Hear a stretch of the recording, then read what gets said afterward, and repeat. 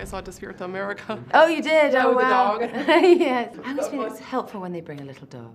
So, I know you speak a little Spanish, so that... I don't so much speak it as I understand it. I mean, I studied French and I don't speak Italian, so I can understand it, but I think Russian might come out if I open my mouth. So fantastic movie. I would say awesome. I mean, just visually was just... Yeah, it is. It's pretty cool. I mean, one of the features of the Underworld film is that we try to go as light on the CG as possible. So we're never ever in the position of being in an empty room with like a tennis ball on a stick or anything like that. They try and do as much as they can practically, but it does make a huge difference. You tend to shoot the fights in kind of smaller bits, you know, and seeing them all together, it's kind of cool.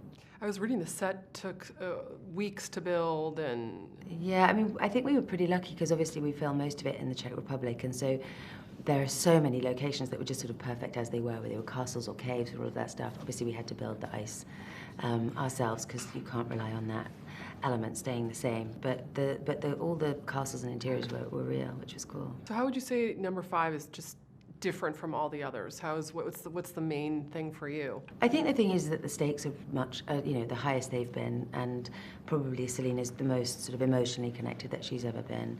And the world is really expanded. You know, it definitely goes, and as much as it kind of respects the sort of mythology and everything of the first movie, I think the world really opens up in this movie, which is nice. You have 2 movies out, Love and Friendship, amazing movie. Thank you. I mean, that's actually one of our top 10 of our movie critics of movie of the year. She's in. Oh, that's so nice. Thank you. And it just, the characters are so different, right? I mean, how would you see them, like, I don't know, if you just had them in a room here right now with you? I think it'd be terrifying to have both of them at once. What a pair. I mean, that's the thing I feel very lucky about in my career, is that I have been able to kind of tiptoe back and forth between some fairly misfitting genres. So. And would you ever thought back in 2003, is this, that Celine would evolve in this way? And no, and I think that's one of the things, because it's an original movie. First of all, it wouldn't get made anyway now, because everything has to have a video game or a board game or something that it's attached to.